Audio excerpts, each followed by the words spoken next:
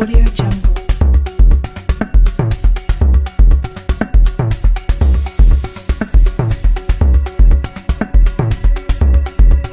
Audio Jungle. Audio Jungle. Audio Jungle.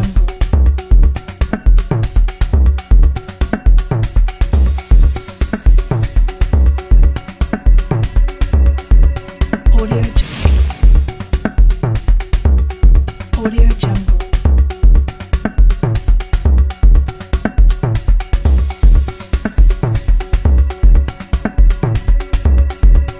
Audio Audio. Voilà, Mokoloela Monabino Balandia, émission devant les Congolais, émission Tobetaka Mingi Mingi, Masolo na kati ya République démocratique du Congo, Bana Congo, Ngonga Yango Ekoki, Ngonga Nabiso ya rendez-vous ya chaque samedi à 10h45. Nous sommes là au rendez-vous pour na kobeta masolo na kati ya République démocratique du Congo na yebisa kabino lisolo na kati ya mboka beta mana lolenge malamu kaka na bana mboka. Voilà pourquoi bana mboka nde ba constituer ka plateau oya ngai pour na kobeta masolo na kati ya République démocratique du Congo. Qui est-ce que je reçois pour vous aujourd'hui? Je sais que ça sera du lourd, ça sera du chaud sur ces plateaux. Ezali Bongo Ndeko John Kabamba, un confrère, présentateur et émission Le Peuple Parle. John Kabamba, mbotela. Mbote mwana Congo Isaac, mbote na ba téléspectateurs au bazon la émission de partout. Félicitations à Moussala Makasu za Moussala parce qu'il fait merci. Conscience déjà de sa bena na ba union sortie.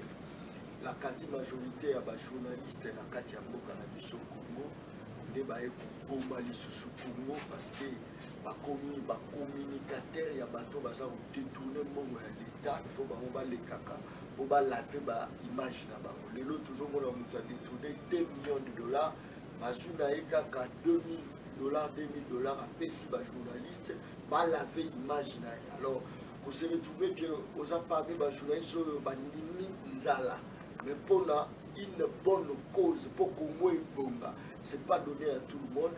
Voilà pourquoi nous avons félicité yo et puis nous avons félicité mingi mingi bakandi ya chaîne ya système la confiance sur le bapesi na émission na yo devant les Congolais na tondi bango vraiment. Merci beaucoup John Kabamba. Mais la question tozali peko se poser apparemment le Congo est commis paiement vraiment fréquent na kati ya République démocratique du Congo. Les journalistes ont aujourd'hui ba couleur politique oyoka journaliste oyaza journaliste ya Katumbi, journaliste oya ngambo ya Tshisekedi o koto ya ngambo ya Fayulu. Qu'est-ce qui se passe-t-il na kati ya média na biso? Non, c'est juste parce que la carte à Congo, tous les patriotes, les intellectuels, tous les belé. Ce Congo, il fallait que bonga parce que na ba Congo ya batu me bonga parce que toi na ba papa social. Yoga na ba papa social, maman social, homme du peuple baza est belé. Ba cerveau monteur, baza est belé comme pas possible. Tu peux même pas voir l'idée. OK. Ce qui est là personnellement, je me dis que Nakatia. Voilà, donc nous allons en parler parce que Nali Pendato Kundola Likambo Yango Yagoyeba, qu'est-ce qui se passe? Ba journaliste bazali ko so bongo position. Aujourd'hui, toyeba ki métier o ezala ki bongo métier ya bato o bazali neutre. Tant on dit neutralité, ozali na couleur politique te. Mlikambo eye na ngambo ya union sacrée au traité yango de manière ndenge tolobaka na presse de manière objective. Ayez côté à opposition, traité de manière objective parce que tu n'as pas de couleur politique. Alors, la grande question, c'est là, John Kabamba se retrouve aussi de quel côté? Parce que comme on a lancé ma blog petit à petit, au une distraction, mais vous êtes maintenant de quel côté? On va retrouver John Kabamba. Est-ce que du côté à majorité, côté journaliste et à opposition, il y a Katumbi ou comment? Parce que les autres ont déjà trouvé leur place. Hein? Ndeko, au monde, Biso Koutounde toujours combattre l'antivalère. Nous sommes à féliciter. Tous les belletés, toi, mouké. Maintenant, tu banda élite, tu banda na bango. Bango ba mi fouti ba ba candidat, Michou ba bimi ba député. Michou ba se retrouver à Zuka proche à FCC, proche à Lamuka, proche à Cash. Biso ce problème na biso zani. Tout dévoilé. Lelo ti batu maman matembela ebike o aza muta FCC. C'est parce que biso ba John to risqué. Si les loyaux, fonctionnaires, soldats, ils disent que les cas, on défend les gars, ils de pèse. Et ça, Bissoba, John Kabamba. Et ça manque de patriotisme. Il y a une sa population. Ce qui Congo, il fallait que bon, parce que tous les intellectuels, il fallait que Congo bon. Nous sommes un cerveau montaire. Nous sommes un papa social. Matembela simanda metolier ba matembele belé. Mais bino ba journaliste, bino nde boza ko memela ka population bato wana. Non, on a kolakisa bango ete badali ba papa social population azu ya pesi bango bangwende. Busala kitoko. Omoni na église ba yambaka moto tout de kunzamba ye pour la bato mabe. Parce que ngana ya ki fana yamba bato mabe na la sa peuple. Peut-être va changer, mais va changer. Il y a moins de changer formule, tout que les peuples parlent. C'est-à-dire, de promouvoir une individualité. On va maintenant promouvoir la population congolaise. Il y a un homme Kabila Tchakenda Pemeni. Et ça par pression, il y a peuple. Parce que le peuple a lobby trop, c'est trop. Le peuple a télémi Kabila Bangi. A que la Vatican na Kingakati. Parce que pression à la population. Le lot gratuité, kotika n'est koti. Et côté parce que pression il y a peuple.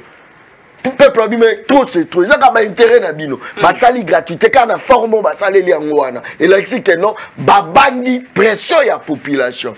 Au moment où les lots titres souffrent c'est parce que population n'a pas commis consciente. Les jours où population comme conscient m'a envoyé changer. Batinde la même Martin Fayoulou invitation population tellement. Moto tina invitation à l'obit tobo sana une destination parce que peuple a télémagi à tout na Congo central ba eko kangae de manière obisonyo soto yebi mais population Congo central a télémi ba yeba bimisa à tout nene moko peuple oyo azo télémela ba individu qui pauvre comme riche parce que le peuple a soutenu rien mais le peuple y est tellement pour la souffrance voilà pourquoi le peuple souffre aujourd'hui mais ce que tu pour te faire réveiller la population que solution n'a pas politicien politiciens vont même vivre avec des rebelles que vivre avec des politiciens congolais. Très bien, nous allons en parler parce que la grande question, comme notre sujet d'aujourd'hui, à qui profitent les richesses de la République démocratique du Congo? Nous allons en parler, et John Kabamba est là, nous allons en parler, réponse, question-réponse, question-réponse, parce que les autres ne sont pas plus congolais que Mapanzisango. Ils sont aussi congolais et ont le droit d'analyser sur la marche Yambo Kanabiso. John Kabamba, aujourd'hui, si on vous posait la question de savoir à qui profitent les richesses de la République du Congo, de la République démocratique du Congo, de manière in globo, vous répondez comment? Avant de côté occidentaux. Ils ont profité dans les occidentaux. Les commissionnaires occidentaux. Oh. Donc, nos commissions. Yo a protégé des biso, blabla intérêt des biso. Kabila au pouvoir, c'était plus les Asiatiques. Oya continue au pouvoir, c'est plus les Américains. C'est pas ça? Il faut dire la vérité. Toujours la vérité, c'est un moment que le a été.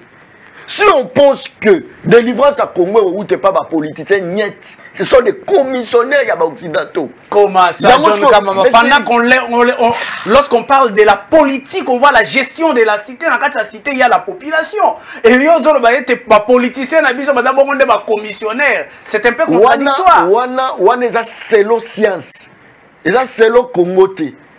Na Congo politicien, c'est un menteur. Dans le Congo politicien, c'est un escroc, c'est un volé. Bah vivant n'a pas si son peuple a souffert de bokonzi avant mati. Comment nous avons détourné 2 millions de dollars?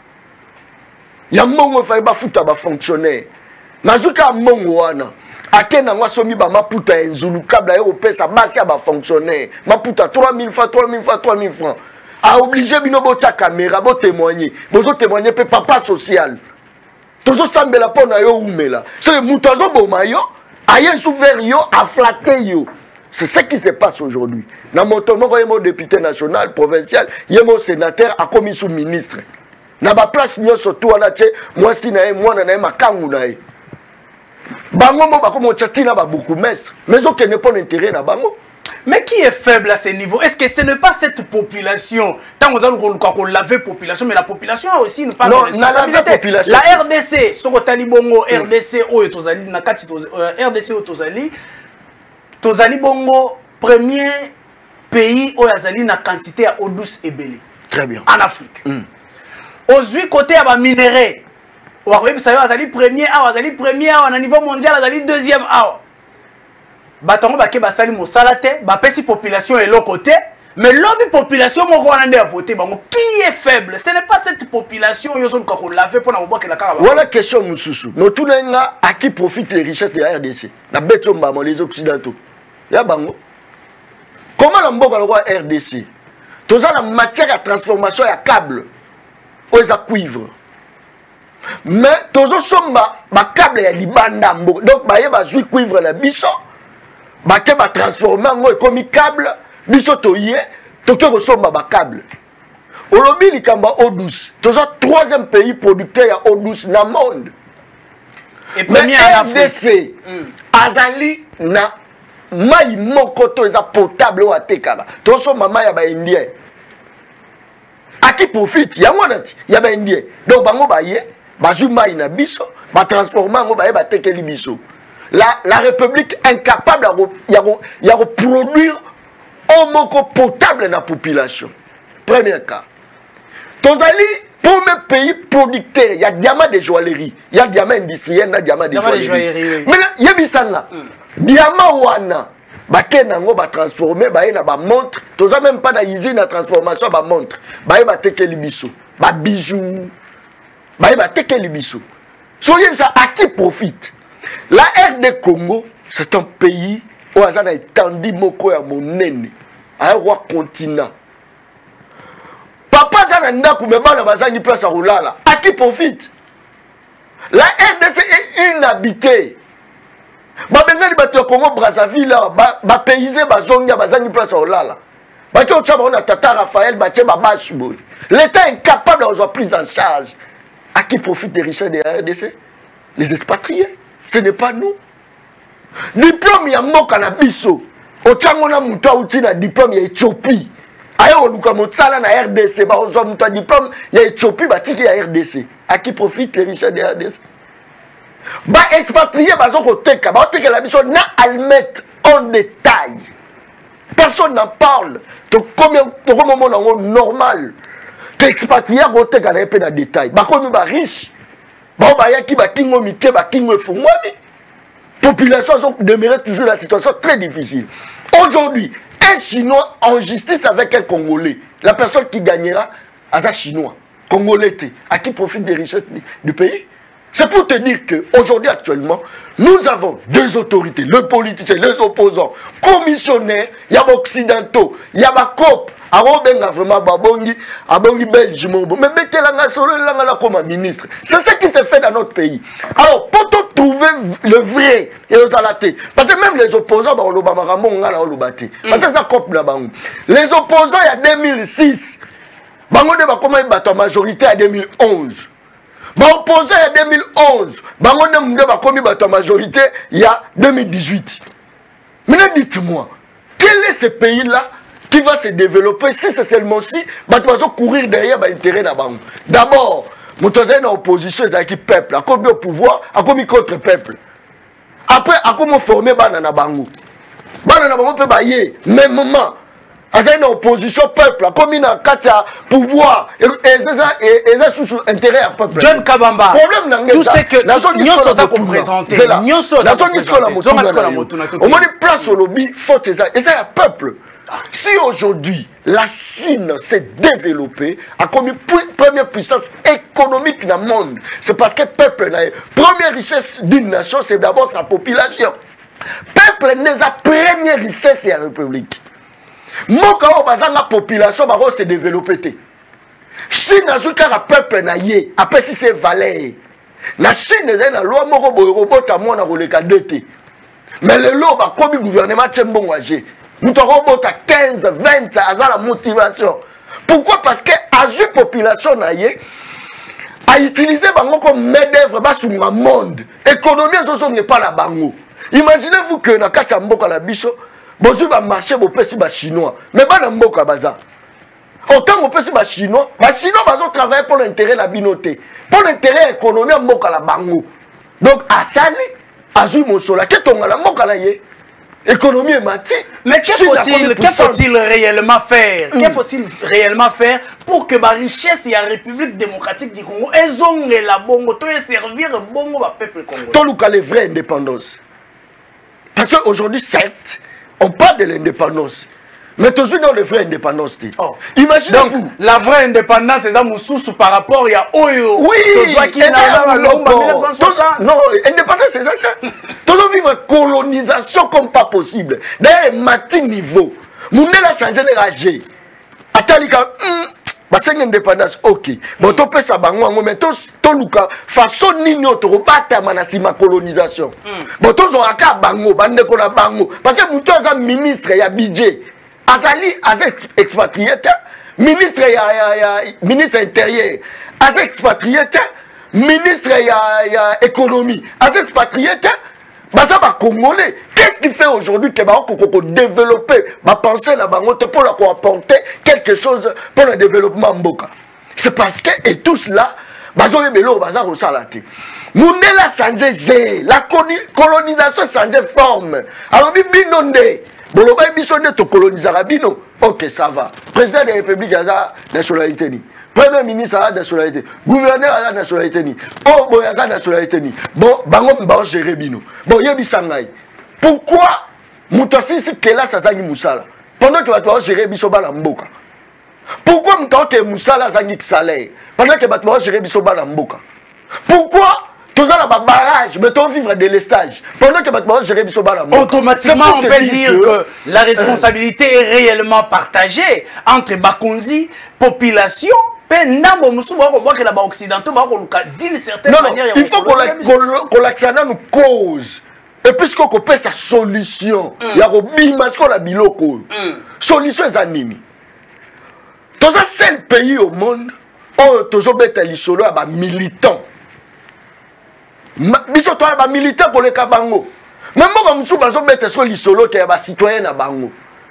Ba citoyen na bango ba sani baza développer la technologie. Mais biso ce que to bete il fait ça ça qui plein. Yo voulais que ma te faillo akita ikuna. Yo voulais maman livre ton ce stade.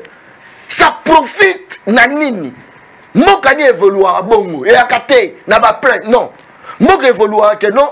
Combien de personnes va recruter dans l'armée? Pour la force, il y a Moka, pour la protection, il y a territoire. Combien de personnes vont faire un emploi? Mais combien de personnes vont s'adhérer dans ma parti politique? Le parti politique aujourd'hui est objet de distraction de la population. Il y a une monition pour la parti politique. Pour la Moka. Pourtant, bazoka bokonzi baloba ke biso sko tozu bokonzi. Nani tozo vivre pasi. Tout le monde a le pouvoir au pasi. Aujourd'hui, on va affirmer, attendez, pour citer, toujours la population, balongola, drapeau ya ba parti politique, to la tabisonne ce drapeau moka, to comme ba patriote. Un patriote, avant tika te muninga na souffrir. Très bien. Yoka maraboye ça là. Yoka sikozela, c'est la relation. Est-ce qu'on peut dire aujourd'hui toto ko sa raison na moto ya lobby que les Congolais bazali lokola mwana oya ko sakana na dollar. Ayebi valeur na yango te. Tango mondele to moto musu akoleka mopanzi, atali aboni ete mwana ko sakana na dollar azu yango. Est-ce qu'on peut aujourd'hui dire que les niveaux ya congolais déjà pour poser problème, à comprendre réellement la richesse au Yazali pour le développement? Quand on a commissionné, on a propriétaire et l'autre, il y a nos commissionnaires, on a locataire, on a propriétaire. Tant que on a babi kengelanda kwa batu, ezanda kunote, ce qu'on y a ba valeur na onde. Ba peso mutuka ba tozo tamu, c'est ça yote. O y a ba prix à mutuka, so mutuka. On a mon chauffeur, donc il a tout un temps mis tout bateau. Parce qu'il y a des valeurs dans le côté. Mais mon tour a zokumba, il y a des valeurs dans le côté. Puis il y a des valeurs dans le côté pour toi, commissionnaire. Congolais, il y a commissionnaire. Il y a des kalangai. Il faut dire la vérité aujourd'hui. On ne veut pas voir des morts, pour l'individu au pouvoir. Mais tu fais coup pour Congo et Bonga. Moustapha Bakangaye pour la révolution. Attendez, John. Zéla. Est-ce qu'on a dit qu'en République démocratique du Congo, il y a eu des journalistes comme vous qui étaient aussi capables de citer journaliste. Zéla. Bazala qui peut capable lobby à dénoncer certaines choses. Zéla, John. Zéla calme. On a pas besoin de biloko. Non. Zéla calme. Il y avait des journalistes qui dénonçaient comme vous. Misusu basimba film ba lobby soki biso to continue à parlement to robeta film où les choses doivent changer. Mais ba kota kuna parlement emela bango. Aujourd'hui John Kabamba nazo monuza koloba avec beaucoup de courage, beaucoup de conviction envers cette population. Est-ce que lobby to komona John Kabamba pété à koti parlement emeli? Nego, yeba no munene ya muto oyambi. Comment on a battu parce que c'est Jeep à munene banda, yeba munene lo. Celle congolais a la émission la petit drapeau na simalangwa tsheba épice eza symbole et là c'est l'eau moro yeba grandeur tout temps otanya bato ba fimbu chobo galbi ce sont les enfants obiso to recruter bazali ba sankara de kuta ya batu donc yo tangi kelasi ozotumisa j'ai même bien à danser ou elles sont danser so biso to yé to papa tu as étudié peut-être ba wana batangi te nana posano yaka la politique yaka vous êtes des journalistes beaucoup vous êtes des chroniqueurs beaucoup de journalistes politiques nous avons évangélisé parce que toi que musala o ngana za rosala ngamo na kokate tolongola parce que musique ezaki likolo mutu nyoso tout azola muka 23 ans pour la musique mutu nyoso donc musique eza lokola moka de ces bongi ce que tokela biso distraction musique ne ngwana. Alors, j'ai regardé dans le bilan. Comment faire pour les lots politiques à dominer? Parce que politique est la réalité. Nous avons évangélisé. Chobo égal binabi. Tika biloko wana. Yakabo, à comme honorable. Les lots musiciens, à comme honorable. Naïebo, on a film, yakao. Comment ailleurs honorable? Ce sont des gens que nous. Alors ne me comparez pas avec bateau bazaki objet à distraction pour la population to beni bango ba comme na réalité ba lobela mboka. Est-ce que vous avez que mosala ya journaliste ezali ya ko former pe ya ko informer au-delà ya makamusu to zoka former et informer. Aujourd'hui nous condamner tes populations za ya kolala. Population na biso ayebi réellement richesse na yete. Est-ce que vous n'avez pas une responsabilité, vous les journalistes, il y a qu'on réveille la population, attention, on fait du color à richesse, mais conditions à la richesse. Ce n'est pas d'une autre manière que Binope va journaliste et beaucoup ça la Binote. Non, qu'on compare à rater. Parce que sur le beau tanga, tanga 3 journalistes, tanga na 4. Tanga journaliste a joué sur Yo Salanine. Tanga ce John Po Salanine. J'étais le seul. Quand on va sa campagne à Bakuluna. Mais moi je suis allé vers les Koulouna. Problème n'a bino zanio misa les atte to bota to za botoza a misa les atte problème les atte. Na quel côté à ba maman on ba Koulouna faut zo ba kolongo là bon. À l'époque ba zo Koulouna ke boulou. Angenga. Moi je suis allé plaider pour les Koulouna. Yoka Èvre, il y a un grand patriote, l'homme a respecté, il y a comparé la Batouno sauté. Tu aimes bien te vanter, John? Non, c'est parce que Batou a lobé n'a trop. Il y a un lobibo. Moi, je suis parti plaider. Aujourd'hui, Koulouna, en ça, bilan à la service national, le lot Koulouna, a bengani bâtissé, agent, il y a développement. Ça, merci beaucoup le général-major Kassongo Kabouik. L'encadrement a démontré à l'accès patriotisme. C'est moi, l'homme n'a plaidé là, dans l'année générale, Tina Congo central, dans l'OVO, dans le bon général, là où c'est les institutions de la République. Koulouna, bazo katabatu, ba policier, bazo banga Koulouna, c'était moi. Alors, tout ça, la nini, non. Quand on a un problème, mais quand on a un métier, on a bien. Les gens qui maman Koulouna, chaque jour, voilà d'abord, Èvre, il y a un grand patriote. C'est ce que moi je fais. Alors il ne faut pas me comparer au monde John, au monde. Non. Nous avons fabriqué les députés ici dans ce pays. Pourquoi? Parce que c'était très difficile pour Yamba député la plateau. Député Zaki spécial. ministre spécial, je me suis dit, bon, le roi Bino monde spécial, on va faire une lutte où Torobimisa Batumoussou, Tobimisi ba député, Tobimisi ba ngonyos, ba ministre. Toromé sur la facilité où il y a ba député, pour tout naé par rapport à la situation où ils ont les cas. Très bien. Toromé na ka, tout le monde qui ba député, on peut Tobimisi. Très bien. Bazana bangoga ka nenge moro, ok, on soit cordonnier, au commissaire député. Azo confondre l'ipapa. Oyo et Katani à Rotonga, azo confondre on a voté loi. Très bien. Confondre cabine à courant. C'est bon. Na parlement. C'est bon. On a compris ça. Maintenant je crois c'est ce que tozonga la sujet, tozonga penda to fan de la sujet. On a parlé de la richesse de la République démocratique du Congo et ça dit qu'on profiter de nani. Mais apparemment, dans l'analyse na omoni ki tozomona ke RDC zali bongo pays moko ba mboka nyoso ko chamiso na yango par rapport à la richesse to zali na yango. Mais si cette richesse, il y a sous-sol, est-ce que la RDC ne peut pas se concentrer sur les sols, comme le président de la République avait dit que les sols doivent prendre sa revanche sur les sous-sols, qu'on laisse à Congolais, qu'on faire vivre Congolais dans les conditions de Bilanga, na élevage. Problème est ça, nous avons eu Kamba Biso, Kemundela Okosa Bino, Congo za Bino, Bobi Manama Boko ya Mindele. Moi, je pays souverain. Ne place que tu jamais des jaleries. Oh, et dans une richesse, il faut tout transformer en tant que richesse. Et ça va potentiel. Parce qu'il faut qu'on transforme en au talibo. Oh, manganèse. Il faut que ça. Pour ça, il faut industrialiser. Pour industrialiser, il faut l'électricité. Pour industrialiser, il faut l'assurance. Pour industrialiser, il faut la justice ya malonga. Pour la moko kanyak, il faut salama. Pour la industrie na moka oyo, batie mutu ministre na 12 heures. Azalaki ko vanda na Selembao na 14 heures akomi na appartement munene na Belgique, na Afrique du Sud. Mutazo nginda na ba minute, mutazo nginda. Budget zo kota, te mutazo changer.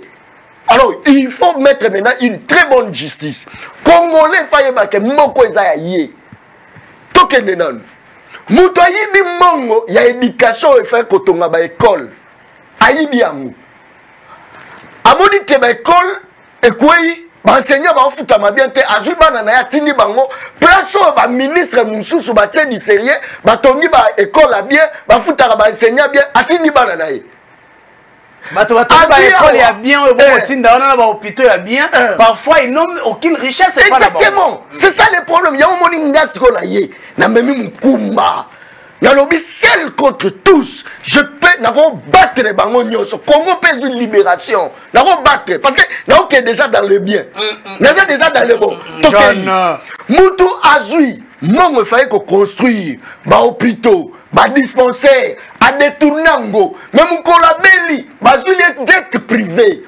2 millions de dollars pour que reçoive soins médicaux libanda. Or, tant que je soins médicaux libanda, au matin c'est colonie en boka mosu sur les binosaini et dindi. C'est quelqu'un qui détourne l'argent. Oh yo, sur la quoi maladie et qu'on soigner. M'a préféré à paralyser Congo Mobimba, mais il y a que nos soins médicaux libanda. Alors voilà pourquoi je suis en train de dire. Tous ça va locataire. Locataire à Botonga la lopangwa batuta. Yo ga locataire nini abando tonga. Ça que ko lopangwa pese permission. Bogozela ba izine bozwango te parce que mundela pesi bino permission te. Bogozela oh batu bazwa misala bo mona ngote parce que mundela pesi permission te. Imaginez-vous Tozali premier pays au hasard le lac le plus poissonné dans le monde. Le lac Tanganyika. Oui, mais tant que ma poisson boké aux oiseaux dans Mbokani. Banda wana na Mbokana batanga que le lac le plus poissonné. Il y a monde ezakanini, ezaka la RDC. Mais ce temps boye ko pêcher et pas na bangu. Dis-moi maintenant, banda na ba tout na ba prof na ba boko sarabiso. Comment bango va le lac le plus poissonné mais bazo au pêcher. Allez-y vite comprendre. Est-ce que le problème c'est un problème il y a éducation. Il faut toucher l'éducation à l'homme congolais. Non, tu y éviter que Congo eza ya biso. Avant de toucher l'éducation, il faut qu'on l'accès mutu que non moni mboko eza na ya bino. Et ba richesse na yango. Ba richesse eza yango. Les richesses d'une nation profitent à sa population. Namboka lokola Australie, bazo benga royaume de moutons, c'est-à-dire kuna mouton no pamba. C'est lorsqu'un citoyen yamboka na botami, peuple na yazaka na droit ya 10 moutons. On les tape ça. Moi na botami ka boye, boke basali boye identification tout. Après yango, papa ototo soit 10 moutons parce que eza loi na bango. Donc so bodi 10 bana, ça la mo so fois 10 moutons. Ils ont compris, parce que biso toi na nyonso. So balobi ka ke ba richesse à mboka, il faut profiter pas ba Congo. Balobi ka ke non, so moi na botami, il faut joie obi or blanc. Il faut joie 10 or blanc. 10 diamants de joaillerie. 10 or noir. Tu peux même la quantité. Mais lui ça ngaï. Et ce Congolais au Koufanzal. On comprend des psychos. Pour dire quoi? La qui s'est dans mon tout cas. Mamundela zoko sayoti. Kongo za yo. Neni po élection les cas, il faut munelenda pona apona. Boza comme bo 10. Bon, na 10 wana na poniye. Yeso rasilisi après yo koto ya. Na crainte ya kobanga la population pour la révolution, boleki na simama ponami. Élection salami muto abimi. Muto la bima uti la peuple. Est-ce qu'il va donner les meilleurs John Kawamba, mais il ne faut pas tout jeter que nous sommes profiter na mondele tout ça. Un mot to komona neti za motema mabe ya biso lo Congolais. Belgique a la richesse ni. C'est l'un des coton. Pour atonga Tozali c'est la Rwanda za richesse ni. Moi je veux donc profiter occidentaux. Oui, et donc profiter dans pays à Libanda. Très bien. Et donc profiter là-bas occidentaux. Mais nani azali ko autoriser que profiter ba. Je vais vous donner un exemple simple. Je vais vous donner un exemple simple. Commissionnaire. Nous sommes dans la barrage ya Inga. On est coquille qui pèse courant la République démocratique du Congo Mobimba. Mais Congolais ont la courant. Est-ce que mon a pété si vous êtes au courant John Kawamba? Mais on s'est commissionné, ça n'a pas noté. Comment vous faites éclairage? Il faut y avoir que ça n'a pas noté. Le problème qui est là, imaginez-vous, le ministre de la Bissotour, que nous avons Taliban n'a pas de immeuble, bazar la entreprise de transformation, même il y a des savants, Libanda. Mais la carte à Moka, Mundela Ebissé, yo, on a commissionnaire, on a ni. Ceux qui va commissionnaire, tu pas bon ça Congo. Deux filles, on pas bon ça, ceux qui va commissionnaire. Problème c'est la commission. Na côté na sali 5 ans. Na profité na 5 ans pour Moussou Sazoya. Bagoya kaka là-bas. Au moins vous êtes au pouvoir, mais bon utiliser la intention. Ton intention malamu. Té, na pouvoir basala, la opposition d'intention. Ce qu'on continue faut ça là. Yango nazo mobiliser population. Tobima na distraction. Très bien. Distraction c'est le roi malongate. Batouba distraire biso, ce sont les politiciens congolais. Pourquoi bango anande ba se protéger. Dis-moi. Bemba était à l'opposition. Chité John. Asangani na président de la République. Et là on dit memi na sana congolais. Moïse était à l'opposition. Asangani là on dit memi libiso. Parce que quand na bango, ezalaka teke pour le peuple. Et ça pour résoudre les problèmes là-bas. On dit si le peuple a souffert. Ce que le peuple a comprendre que il y a beaucoup de personnes qui citent son nom, mais bateau là comme un riche, il y a encore un pauvre, on distrait lié. Nous que le peuple a retelé, mais trop c'est trop. Au moment où aussi là. Très bien John. Alors là nous disons à la population, au public pour la Colobaïte, vous pouvez interagir nabiso à partir de un numéro. Vous allez comme on a un écran nabino juste au niveau à gauche vous pouvez nous écrire na numéro ana beaucoup qui intervenir à partir de un numéro ana Kolobalabiso. Ba richesse ya République démocratique du Congo. Ba richesse ya République démocratique du Congo c'est belé. Et d'aller quand ba richesse ya sous-sol té. Tozali na ba richesse, mai ezali richesse. Zamba ezali bongo richesse. Mabele na biso kaka oyo ezali richesse. Ezali ko profiter na banani. Nous votons aujourd'hui, on va voter Moutulelo, lobby omoni a changé vie et changé la population atikali. John Kawamba lobby richesse na fait profiter na ba occidentaux. Alors naza ko c'est la paix ba réaction na bino rapidement. Et ça la teke o na zalaki na suka émission na benga ki o yamba ki ngalité. Voilà. Voilà, na ba appel comme kokota. Je vais vous recevoir. Il y a pas Deko John Kawamba. Deko John Kawamba. Il y a un phénomène maintenant en Afrique, mais mingi na RDC. Et ce phénomène des alliés RDC pays riche, population pauvre, population on a voté ba dirigeant lobby a sali kala une semaine lobby au moni ba veste asike koti sapato koti te changer mituka comme na ba nani a comme ta mwana mituka misatu mine eza kolanda mais population za kotika qu'est-ce qui se passe? C'est parce que le peuple a été voté. Bao bachak eza ba commissionnaire. Ba ena ba beta commission pour mundele azana na facilité. Ya moni guerre ezali lelo. Mutu aza commissionnaire, ozelelo te, j'ai tout dit. Nazo banga mutu te. Tozo continuer ka boyi. Aussi ces missions ba benyo le cas quelque part $20 000 au changer langage. Nous avons travaillé avec ces gens comme ba député lelo. Maintenant, quand John Kabamba journaliste à l'élo. N'attaquez pas seulement le député au début de l'émission. Vous avez aussi une responsabilité. Vous les journalistes, vous commis la poche à ma politicien. Ça parle dans la seule journaliste soit dans la poche à politicien, c'est John. Parce que je parle avec ma liberté. Politicien Morotan, le bac, les gars, il n'a pas de parler. Ma manifestation, la barbe à Benga, on a aucun Lubumbashi couvrir, il n'a même pas. Mais oh, un journaliste doit être là où il y a le fait qui précède les droits. Très bien. Mais je refuse pourquoi? Okay. Parce qu'il faut banir au Kende, et comme il y a amitié, et comme il y a non, mon va romper ça, peut-être pour chaque crédit, on va quand on va sombio. Au comme moi la moussana bango, je me suis dit jamais. Politicien tokuta non na plateau na ngato sila ni Kende pas na on appelle la déchingai. Au quoi la population? Likamote. Très bien. Alors, tu as besoin quelques réactions. Allons de Kobengi biso api kombolani. Bonjour. Oui, bonjour. Nous sommes en direct. Nous sommes à partir à téléphone. Nous sommes depuis combien?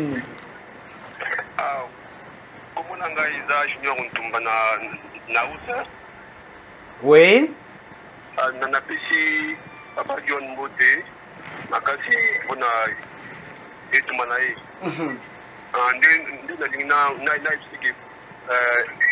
Papa John va intimider Yoté.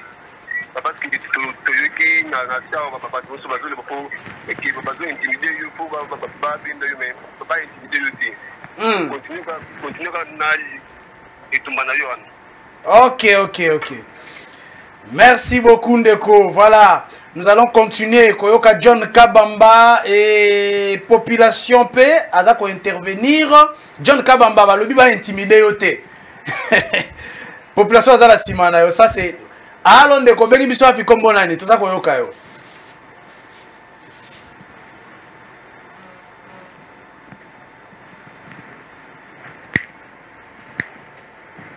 Oui Ndeko loba tout ça koyoka yo. Oui, Ndeko Ousmane, Ozolanda biso depuis quelle commune? Ozolanda bino depuis Ngili, nazana ndaku na bando kozela ya nalanda bino après na. Ok, merci beaucoup pour la cause de l'émission devant les Congolais. Ok. Nazo encouragé d'abord M. John Kabamba. Aujourd'hui, j'ai trouvé un John que moi j'aime. Ah ok. Un John que j'ai toujours admiré. C'est ça le patriotisme. Vraiment. Nazo encouragé parce que tout le monde a été fait du tout ça.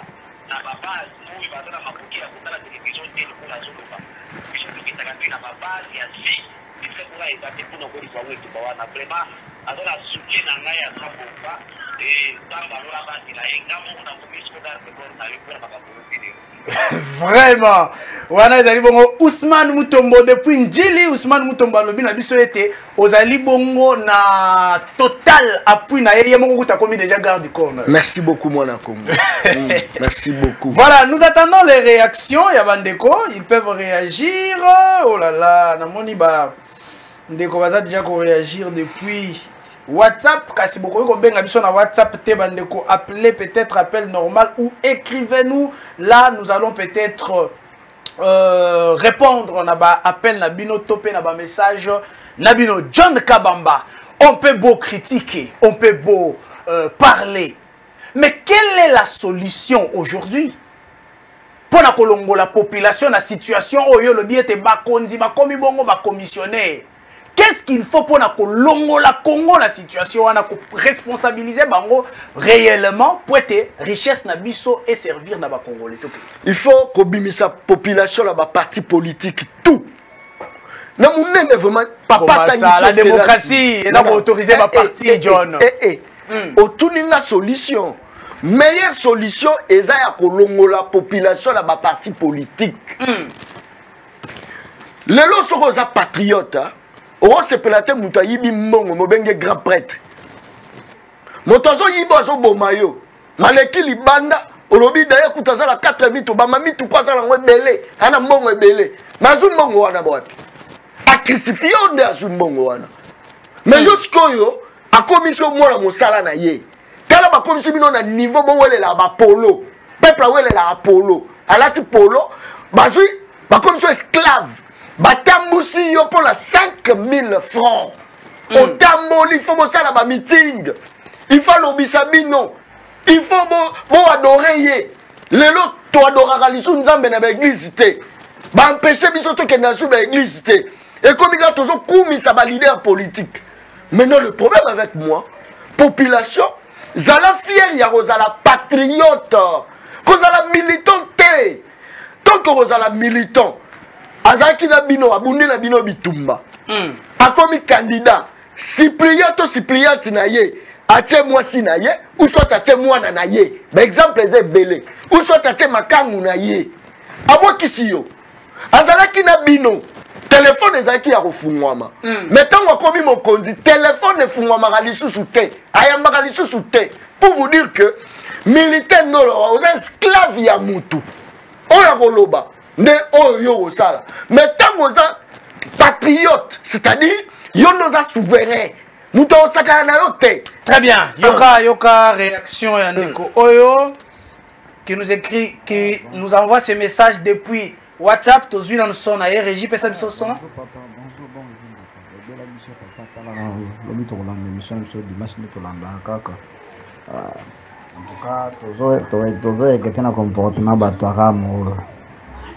Ram balobi balongoli me ba nyongo moko donc tozaza na ngona ba téléphone na wa to comprendre te papa donc dimension moyibe bato ya moyibi ya batara moyo ma tinda pas imaginer. Très bien. Wana ezali réaction de quoi lobi ti lelo balobi bakati ram me ba nyongo nyonso ezala kati ya téléphone soka chekaka bakati asimbi kaka cheka mwa eloko na unité na soka nyabenga soki nani kuna bakati dossier Ramekei on s'appelle dossier Ramekei bali obeta maboko te betela quand même gouvernement ka yoki population alongo mon cher John c'est là wana bana na betela maboko na eloko ezala ite boye na ngwa le bolongoli yango tambo kokisi mission na bino ay na beti maboko. Non, je n'ai jamais été un flatteur na kufa la nzala la ngai. Maintenant, ça a une mission. Isaac, micro la tiwana, bazeni bazé belé baluka balatangu. Sur la tiwana, ça grâce à Nzambi. Dieu va te demander, n'a pas cette opportunité. Qu'avez-vous fait, n'a pas na yo, pour sauver Congo? Au sali nini? Parce que chacun a Nzamba pèse une opportunité. Aux pasteur, au sali pe nini? Donc tout Congolais doit se poser la question dans le secteur naïa Salinini. Dans le secteur naïa Salinini. On s'unit mon kalanini. Si on a mon kona kota qui politique, na koti makambo journalisme, et ça pour le monde, on dit ça journaliste. Et alors on a la ngombo mon abatuna c'est. Et je comprends que non. Oh, si tu souffres c'est parce que ma politicien ma commissionnaire. En tout le monde naïa zabo la ti veste. Na zala makambo na simanaye. Ceux qui pouvoir résoudre ou t'es pas peuple, on allait résoudre le problème de la population. Mais le problème à peuple les a résolu. Le problème de la population n'est pas résolu. Parce que le problème il y a politiciens les a résolu. Parce que à quelque sorte, il y a un pouvoir dans les outils. Parce que vous n'avez pas peuple à Obanga. Alors, il y a une question dans le peuple, tel lobby peuple à Opé Sangater. Voilà pourquoi, parce qu'on crucifie la population. C'est comme beaucoup de gens qui sont dans la biroté. Est-ce qu'il ne faut pas aujourd'hui croire à ceux qui disent qu'il faut renouvellement et la classe politique? Renouvellement ou renouveler la banane? Parce que maintenant il faut renouveler, on n'est pas militant. Si vous tenez à vie, jeunesse c'est dans militaire. Non, ma père wana ba bloqué. Ba polo ba pesa ka bana na biso. Yo la moke so mana tombolo la tango mama. Il faut sokola ngoti. Bazala kala ba milimo ba chaka tango lati esprit no kangami. Y'a un olo ba taso ba yo kabelo polo ko joate boyango. Au moment où on est intellectuel, mais à combo. Français belé à combo. Mais bourru qui a commis comme Magnolayo. À un moment ningisayo. Nous ne pouvons même pas qu'elle a. Mais on a nos okumisaye. Ozokumisaye. Mozokumisaye ni. Il est même pas bon. Il n'est même pas élégant. Il n'est même pas élancé. Yokuto leke na nyoso. Mais tu te retrouves garçon mimo na yo. Pona yé oro kufa. Oro boma mutu. Ya ono mone a commis. Mutala muka roke place bato cash batate. Bato cash bato de place bato FCC bazate. Oh, azam. On le to attaquer banguna la biso bazo na ko joa, mabele la biso. Mais ton motala, au moni bazo mutu moko. Il est congolais parce que azam la parti politique na yote, bonjour bobete bobomiye. Peut-on dire que le problème du Congo c'est l'homme politique congolais? Non, problème il y a Congo et ça inconscience. Parce que muto za conscient ebi ke mabele la. Inconscience il y a nani? Il y a population, il y a ma politique. Problème est ça boyi. Ba mindele ba memi biso na chamoro boya kolobake toza na démocratie. Toza pays mo indépendant. Auto indépendant te. Lelo ba PCRDC embargo. Babi monga la monga à vivre na ba richesse na ye. Monga la monga à vivre na biloko na ye. Est-ce que lelo RDC au vivre? Na ba panneau to salela ya ba chinois. Tozo salela groupe ya ba chinois. Tozo mela mai na place ya ba plastique ya ba chinois.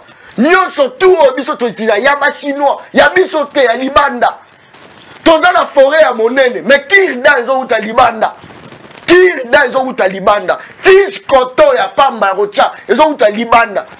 RDC incapable de retransformer ma richesse na ye. Incapable. Soye bisanga lelo yo to tout à tolo. Tolo bakeno moka oyo, moka la biso. Te eza biso te. Il y a l'inconscience aux Awana. Inconscience aux Dieu na nini. Elle a dû na commission. Congolais ko teka moka la likolo mongo. Très bien. Yoka population, ces messages qui bonjour papa Boni, comment allez-vous? Nalina Lobaboué. Ya mboka oyo to ebité ezala kaka pona bakonzi ba se retrouver na bana bona basuna bango. Bakoya o bo voter bo sala boue. En plus c'est battu de voter rabater mbabima o voter be bazwa bilete bazwa pasoli batie déjà mopona mina bango kozala wana ako diriger. Peuple congolais zo souffrir makambo zo simbati. Bino moko gozo ba traitement libanda mboka. Ça dit que vous avez confiance ya awate. So vous so pareil bucha. Tandis que Rwanda comme le premier pays ya producteur ya coltan dans le monde. Na Rwanda kutu coltan za raté coltan za ra ah de ce que j'aurais moi qui a exploité un intérêt on y a zo kota mbongo biso souffrir. Ah tout ça ba minerai tellement ébélé ndenge sakanati. Ah na mboko za uto botami tam susu ba nyonso ba chaîne to ba ba to yo fuza ba or parce que nyonso zangité. Très bien. De quoi épingler un dossier ya koloba ete oyoki mikolo uti koleka awa Rwanda a commis bongo ko transformer or. Or na biso za kolongwa et donc kende na Rwanda nde aki ko raffiner yango. Pendant que la RDC ezali kotika ndeka za kotuna. Mboka ba na ba konzi ba komi soki abeli akembango ko se faire soigner libanda. Mboka ba commissionnaire a détourner muto a détourner na mbongo ya ba kisi. Kisi il fallait bâtir ba sinistré muto a détourner mbongo kisi. Mbongo éducation et puis bo défi yango libanda. Mbongo ya bana. Ya bana pour l'éducation lobby parce que dans la lobaka ce n'est pas la jeunesse qui est l'avenir d'un pays mais c'est plutôt l'éducation qui est l'avenir d'un pays. Muto a détourner mbongo éducation. Aucun na prison makala bo le tombeau est vide. Tous les voleurs sont dehors. Ba voleur ne ba gérer biso. Moyibi a gérer nga, moyibi. Moto ça même pas mayele. A gérer nga. Ba patriote, bazate. Moke comme il y a ba militant ba intellectuel. Intellectuel attendre la classe pour atteindre l'objectif. Son objectif c'est de gagner la vie, peu importe manière on gagner les. Et ça bon, mais un patriote a défendre la patrie. Rwanda, un professeur rwandais, avant foutu ma collègue professeur d'Abisso, un militaire rwandais, avant foutu ma collègue militaire d'Abisso, un enseignant, Negolangaï. Mais non, un patriote est PC Kanda, soldat, Azoso Mateni, et vous pensez Kanda, un patriote, un militaire au trouvant normal, soldat, sur les carrosses, c'est caillé. T'as la bottine et fououama, on a un militant, mais patriote, ça n'est pas si. Moussala Sodeza, Moussala Passi, musala la police koza police eza pasi.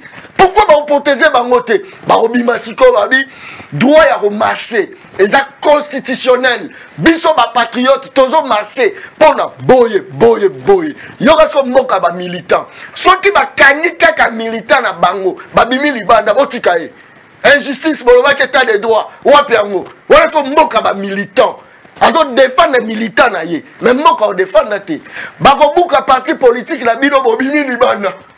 Pour dire que parti politique, même si vous avez un maman, nana télémaki, moka militant. Il faut chercher que voilà. Voilà, je crois la constitution est allée consacrer en gros que la richesse ya RDC sengeli bongo ezala ko ekabwana de manière équitable entre tous les Congolais. Je crois l'état de droit veut aussi que ceux qui mokonzi azako changer vie na mosol na mbongo ya Congo Maman ya matembele peut faire changer vie na pour na mbongo ya Congo. N'est-ce pas ça, c'est ça l'état de droit. Biso c'est ça bongo mais normalement ça bongo. Parce que tala ka bien. Oyoko constitution mais ça n'a pas problème. Il faut qu'on réforme ngo. Kolongola na mandat 5 ans que na 7 ans. Mais il y a aussi l'article qui protéger peuple les alliés. Logement au félé. Prise en charge ya mosala. Parce que dans la constitution, et l'objet qu'un citoyen, une fois qu'il est l'État fait ça. Et ça prescrit. Sauf que l'État a une capacité. Et ça a deux sortes de chômeurs. Chômeur volontaire, et chômeur involontaire. Chômeur volontaire, c'est-à-dire l'État proposait Moussala, mais il y a boyi. À un niveau, on a la Moussala. Et dans ce chômeur, Azali involontaire, c'est-à-dire l'État proposait Moussala pour l'État a Moussala. Mais l'État, il faut vivre. L'État, il faut faire ça mon solo. Il faut foutre à y. Très bien, John. Chaque nous fois, allons déjà. Il faut foutre à parce que il faut vivre. Mais l'article 1 est ali. Pourquoi les politiciens gagnent la honte? Article 1 est ali. Tout le jour, ces articles sont violés. Mais qui en parle? C'est parce que le pays est constitué des intellectuels et les militants. Il y a pas parti politique. Où sont les patriotes capables de défendre Mbokanaye? Très bien, John Kabamba. Je crois que nous allons pousser vraiment petit à petit vers la fin de notre émission d'aujourd'hui. Je vous avais dit que ça sera une émission chaude parce que les sujets aussi, les ali bongo sujets, les ali qui intéressent la population congolaise et les populations qui alors, Bandeko Langai, nous allons petit à petit vers la fin de cette émission. Mais la grande question est de savoir, République démocratique du Congo, c'est vrai qu'on nous vante les richesses de la République. Mais comment est-ce qu'un pays local, Ouganda a commis qu'on fabriquer bus solaire, j'amènerai les images déjà à partir du mardi.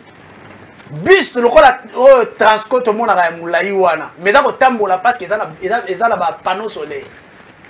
Rwanda comme qu'on fabriquait ma voiture et pas naïe. Je vais amener ça prochainement. John Kabamba, Nalingisiko a ramassé tout, mais que tu puisses aller maintenant dans des propositions.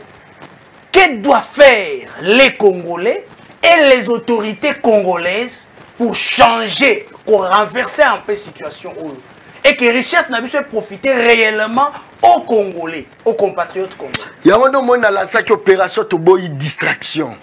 Dans l'ensemble avec objectivité. Opération de distraction. Il y a une distraction à les politiciens. Allez na boulevard, place avec des basés belés. Mais a dû à Matissi, à Matissi glace. À Beti Bango Kara. Pour Batu Bazate, pour caméra zate. Mais à Keya qui au sangisa bato mususu, à sangisi bato memi caméra. Place où il y a que caméra aux allons dépenser plus de 3000 $. Pour le médiatiser, mais dépenser na ye kaka. Ne serait 300 $. Pour la nini 300 $, wana. Azo melisa bana ba poto. Voilà ce que média y est filmé. Bakomo ganga papa social. Pendant que tant melisa bana na ye, ba soya na ndap a filmé. Abibi c'est moi si na la maternité a obligé caméra. Mais moi si na uti ko bota caméra zate. A uti ko sunga ba handicapé, a somme ba beki ya mabaya.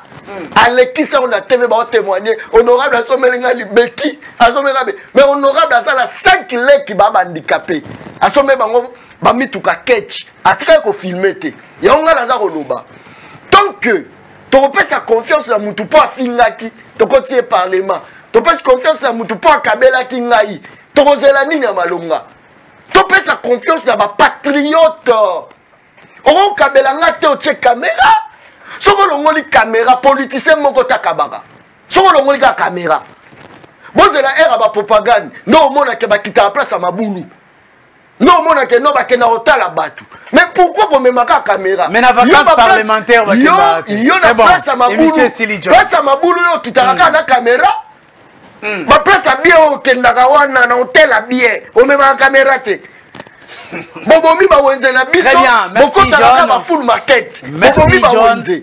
C'est ça le problème de Kolanga. Merci. Problème nanga ezali peuple lungwa la distraction. Conscience na yo ezonga. Doya moyibi boya yango parce que ozo participer la kufa mboka. Ayibi 2 millions de dollars, ayo kabela bino 5000 francs na ba polo. Yo po bomi mboka.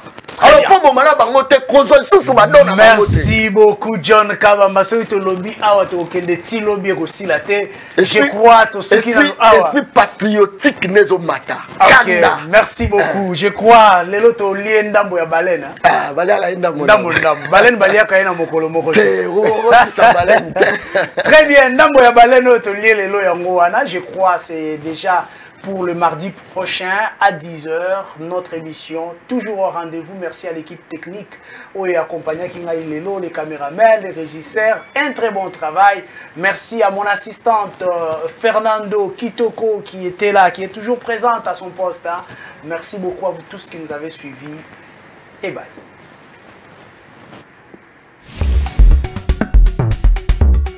Audio Jungle.